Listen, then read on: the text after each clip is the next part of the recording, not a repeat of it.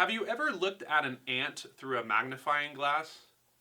Not when the sun's out, because trust me, I know from experience, bad things will happen. But have you ever looked at an ant and brought the magnifying glass so close to that ant that the ant is all you see? Perhaps the further up you lifted the glass, the more of the world of the ant would come into focus. Perhaps you would see an anthill and all of its ant friends. Maybe you would see leaves that the ants cut holes into to bring it back to their nest. Or maybe you even see a piece of that candy bar you left on the ground the day before, which the ants are busy collecting for food. The more scope you have of the world around the ant, the easier it is to understand its life and what's going on with it.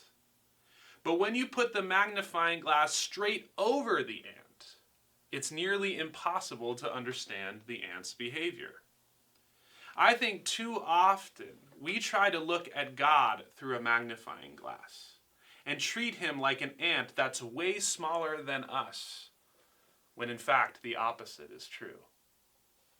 I think in order to try to understand God, his thoughts, his motives, his intentions, we try to narrow in on him instead of lifting the magnifying glass upward to see the greater picture. Many of you know that recently my wife and I experienced a tragedy. My wife's dear friend Christina from high school suddenly passed away from leukemia at the age of 30. It's hard when faced with a tragedy like that to understand what God might be thinking, or ask yourself why he allowed such a thing to happen. And we ask ourselves, what could have been done to prevent it? Largely, the answers to those questions are unknowable. But our tendency in those moments is to narrow in on God instead of looking outward. The reality is that God is much, much bigger than us. And his ways are much more grand and mysterious than ours. And if we only treat God as an ant to be examined closely, we fail to understand him at all. In 1 Corinthians chapter 2, verse 7, Paul says, "We declare God's wisdom, a mystery that has been hidden and that God is destined for our glory before time began." In the context of this passage, Paul is talking about the mystery of Christ and the inclusion of the Gentiles in God's plan of salvation for the world. Until the proper time, God kept his plan to redeem the world of its sins through the suffering and death of Jesus a mystery.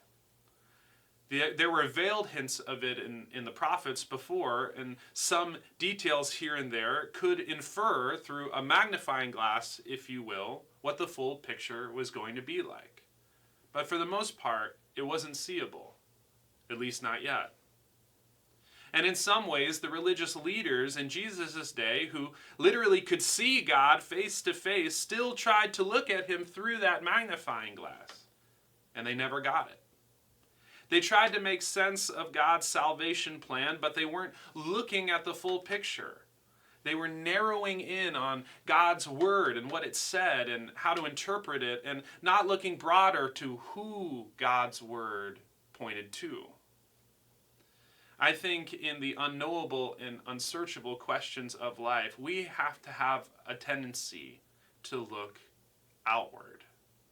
We need some semblance of control and assurance, so sometimes we overcompensate by tightening our knuckles and trying to bring that magnifying glass down to hopefully get some answers. But usually we don't get them. And in fact, it distorts our vision even more. God's ways are ultimately so much greater than our ways, and they are mysterious. We have to trust that in the proper time, according to his sovereign will and providence over all things, he will make things clearer when he knows it's right. If we keep a broad look, we will gain clarity when those answers are finally revealed. But if we try to look at God as if he were an ant, we're never going to quite understand. And along the way, we'll miss the beauty of God's goodness that He's waiting to reveal to us, perhaps even through some of the sufferings we experience in life.